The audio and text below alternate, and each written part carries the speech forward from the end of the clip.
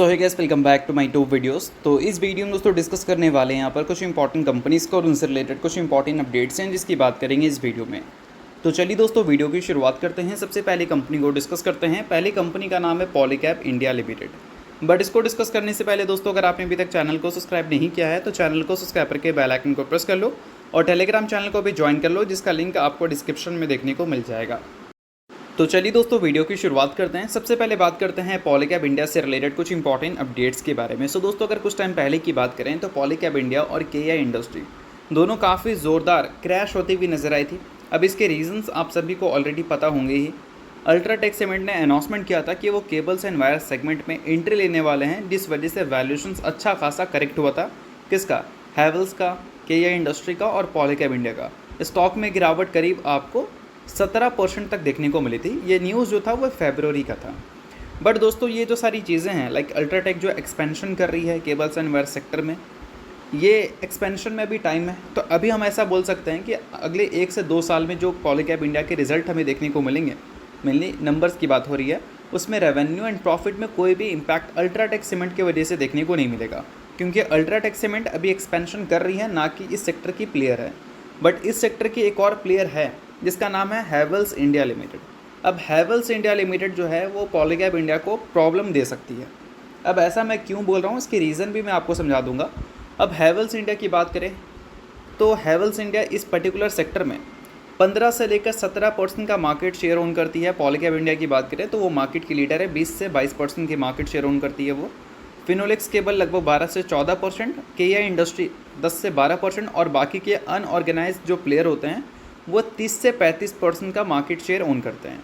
इसी वजह से बोला भी जाता है कि अगर 1-2 प्लेयर नए आ भी जाते हैं इस पर्टिकुलर सेक्टर में, तो अनऑर्गेनाइज प्लेयर के पास इतना बड़ा मार्केट शेयर है कि 1-2 नए प्लेयर्स की भी ईजिली जगह होगी। जो कंपनी के ऑर्गेनाइज प्लेयर हैं, सेक्टर के जो ऑर्गेनाइज प्लेयर हैं, उसको 2-3 नए प्लेयर से कोई ज़्यादा प्रॉब्लम होने वाली है नहीं।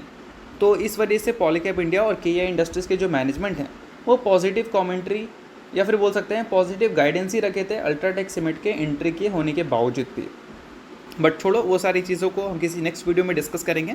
बात करते हैं हैवेल्स इंडिया लिमिटेड की, जो कि सेकंड बोल सकते हैं पोजीशन ऑन करती है इस पर्टिकुलर सेक्टर में। अब देखो दोस्तों, हैवेल्स इंडिया लिमिटेड ने अनाउंसमेंट किया है कि वो 340 करोड़ रुपये एडिशनल इन्वेस्टमेंट कर रही है। किसमें? केबल्स सेगमेंट में।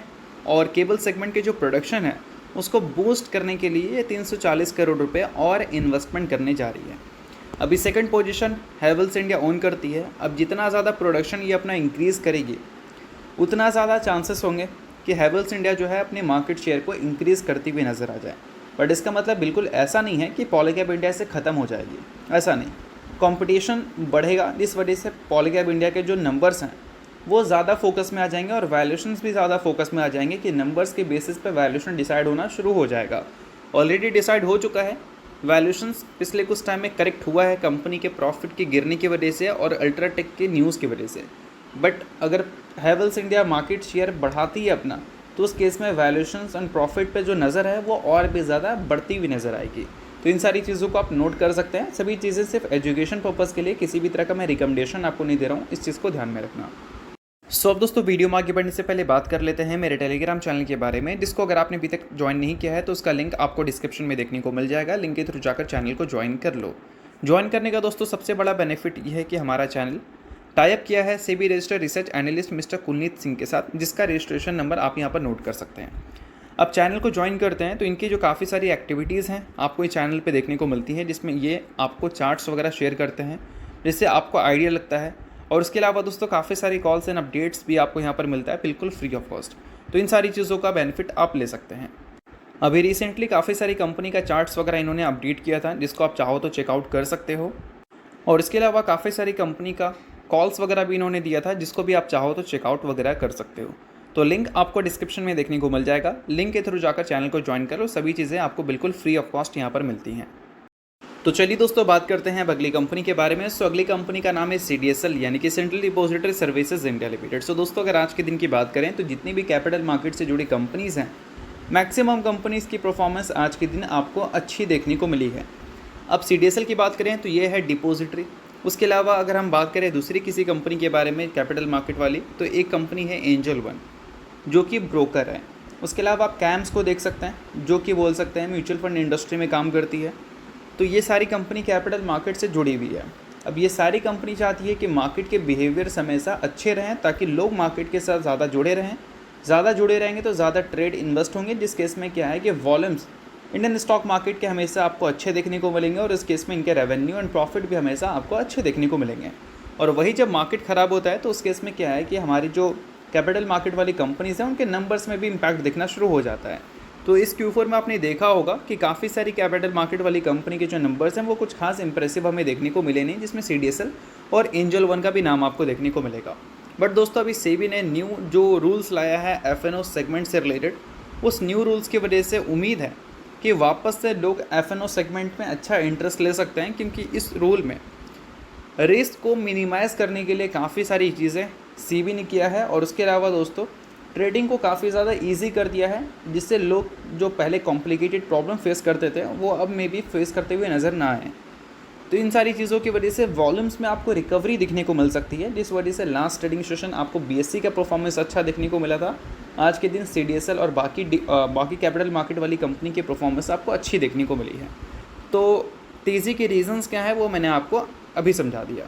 अब दोस्तों बात करें कंपनी के क्वार्टरली रिजल्ट के बारे में, तो हाल ही में जो रिज़ल्ट हमने देखा उसमें कंपनी के revenue year on year basis पे 6% से गिरते हुए नजर आए, और Q1Q बेसिस की बात करें तो वहाँ पर भी रेवेन्यू में हमें गिरावट ही देखने को मिली।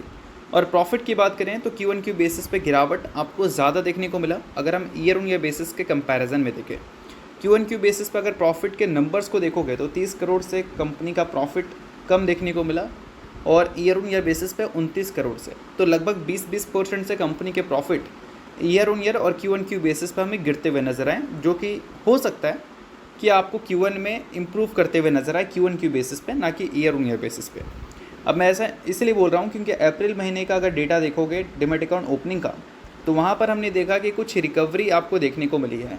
मई के महीने में मार्केट ने अच्छा परफॉर्म किया, तो हो सकता है कि अप्रैल के महीने के मुकाबले मई का महीने का जो डिमैट अकाउंट ओपनिंग का नंबर है वो आपको थोड़ा बेटर देखने को मिले। और अगर जून में भी ये चीज़ें हो जाती है तो काफ़ी ज़्यादा पॉसिबिलिटीज़ है कि Q1Q बेसिस पर CDSL के जो नंबर्स हैं वो थोड़े बेटर देखने को मिल सकते हैं as compare two year on year basis पे। तो इस चीज़ को ध्यान में रखना है, और इसी वजह से बोल सकते हैं कि CDSL जैसे स्टॉक में आपको थोड़ी सी रिकवरी देखने को मिल रही है, क्योंकि करेक्शंस अच्छा खासा इसमें देखने को मिला था।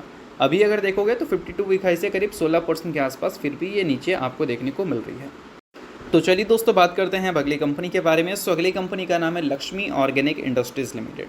अब लक्ष्मी ऑर्गेनिक की बात करें तो इस कंपनी के जो नंबर्स हैं उसमें किसी भी तरह का लक्ष्मी हमें देखने को नहीं मिला है। अगर हम पिछले 3 साल की बात करें, पिछले 3 साल का अगर प्रॉफिट ग्रोथ CAGR देखोगे तो वो आपको -24% दिखेगा, और पिछले 1 साल में -4% दिखेगा।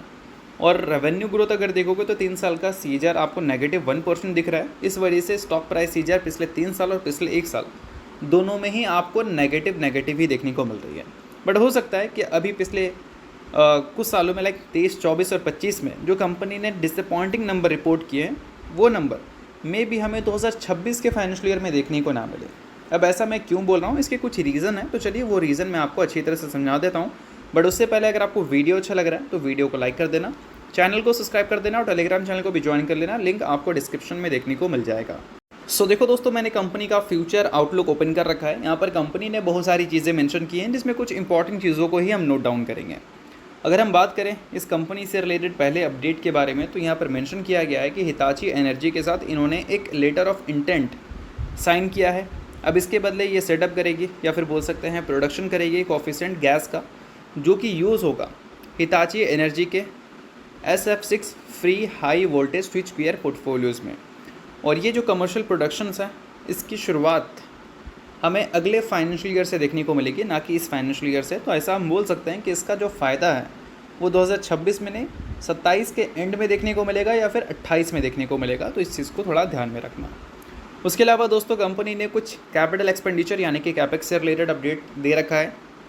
2024 से लेकर 2028 तक कंपनी ने ऑलरेडी गाइडेंस दे रखा है कि हम 1100 करोड़ रुपए का कैपेक्स करेंगे, और उसी को कंपनी ने एज इट इज़ मेंटेन भी कर रखा है। और दोस्तों यहाँ पर अभी के टाइम पे देखा जाए तो कंपनी के जो टोटल रेवेन्यू है उसका 85% इथाइल एसीटेट से हमें आता हुआ देखने को मिलता है। बट कंपनी का जो मैनेजमेंट है वो प्लान कर रहा है कि ये जो डिपेंडेंसी है इथाइल एसीटेट में उसको वो कम कर रहे हैं। और उम्मीद यहाँ पर यह है कि 2028 के फाइनेंशियल ईयर तक टोटल रेवेन्यू का 65% इथाइल एसीटेट से ही हमें देखने को मिलेगा, जो कि एक तरह से देखा जाए तो बोल सकते हैं अच्छी बात है, क्योंकि एक सेगमेंट पर अगर ज़्यादा डिपेंड कंपनी रहेगी और उस सेगमेंट की अगर मंदी आ गई तो उस केस में क्या है कि कंपनी को बहुत ज़्यादा प्रॉब्लम हो जाएगी। तो इस वजह से इस न्यूज़ को पॉजिटिव कंसीडर हम कर सकते हैं। अब इन सारी चीज़ों के बाद दोस्तों ये बात कर लेते हैं कि 2026 का फाइनेंशियल ईयर कंपनी के लिए बेटर कैसे हो सकता है 2023, 24 और 25 के मुकाबले। तो देखो, पास्ट में जो कंपनी ने कैपेक्स किया था उसका बेनिफिट 26 में मिलता हुआ नजर आएगा और मैक्सिमम बेनिफिट 27 में मिलता हुआ नजर आएगा। कंपनी ने फ्लोरो इंटरमीडिएट बिजनेस में काफ़ी अच्छा कैपेक्स किया था, जिससे उम्मीद है कि 200 करोड़ रुपए कंपनी रेवेन्यू जनरेट करती हुई नजर आएगी पूरे साल में। और इबिट्टा मार्जिन जो है वो एज इट इज़ हमें सेम देखने को मिलेगा, जो कंपनी के स्पेशलिटी बिजनेस से आता है उतना ही देखने को मिलेगा। और यहाँ पर ये मेंशन किया गया है कंपनी की तरफ से कि 2026 के फाइनेंशियल ईयर की बात करें तो कंपनी के मैनेजमेंट उम्मीद कर रही है कि वो अचीव कर लेगी 40 से 60% पीक रेवेन्यू। मतलब ये कहने का है कि 200 करोड़ टोटल रेवेन्यू उम्मीद कर रही है फ्लोरो इंटरमीडिएट बिजनेस से, उसका 40 से 60% कितना होता है, 80 से 120 करोड़। तो 80 से 120 करोड़ 2026 में कंपनी को मिल सकता है इस पर्टिकुलर बिजनेस से, और पूरा जो नंबर है 200 करोड़ का वो 2027 के फाइनेंशियल ईयर में मिलता हुआ दिख सकता है। ये कंपनी के मैनेजमेंट का कहना है। इसी वजह से मैंने आपको बताया कि हो सकता है कि 23, 24 और 25 जो कंपनी का गया वैसा हमें मे बी 26 में देखने को ना मिले, क्योंकि चीज़ें थोड़ी बेटर भी हो चुकी हैं और न्यू सेगमेंट्स में कंपनी एंट्री कर चुकी है, जिसका बेनिफिट भी कंपनी को 2026 के फाइनेंशियल ईयर में मिलता हुआ दिखेगा। अब इन सारी चीज़ों के बाद लक्ष्मी ऑर्गेनिक को लेकर आपका क्या पॉइंट ऑफ व्यू है वो मुझे कमेंट में ज़रूर बताना। किसी भी तरह का रिकमेंडेशन नहीं, फिर से मैं बता देता हूँ, सभी चीज़ें सिर्फ और सिर्फ एजुकेशन पर्पज़ के लिए हैं। तो चलिए दोस्तों बात करते हैं अगली कंपनी के बारे में। सो अगली कंपनी वी-मार्ट रिटेल है। रिसेंटली कंपनी ने Q4 के रिजल्ट शो किया था, उसके साथ कंपनी ने 3:1 की रेशियो में बोनस भी शो किया है। इसमें कंपनी एक शेयर के बदले अपने इन्वेस्टर्स को 3 इक्विटी शेयर दे रही है बोनस के तौर पर। डिविडेंड कंपनी ने डिक्लेयर नहीं किया था, डिविडेंड की भी बातें चल रही थी बट वो कंपनी ने नहीं दिया, इस वजह से कंपनी में गिरावट भी देखने को मिली थी, बट बोनस की न्यूज़ आई है, इस वजह से मैंने ये न्यूज़ आपके साथ शेयर कर दिया। सो दोस्तों ये सारी चीज़ें सिर्फ एजुकेशन पर्पज़ के लिए है, किसी भी तरह का रिकमेंडेशन नहीं है, तो खुद का रिसर्च और एनालिसिस भी आप कर सकते हैं। तो होप करता हूँ दोस्तों ये वीडियो आपको अच्छा लगेगा। वीडियो अच्छा लाइक कीजिए, पहली बार सब्सक्राइब कीजिए। वीडियो के लिए बहुत बहुत शुक्रिया।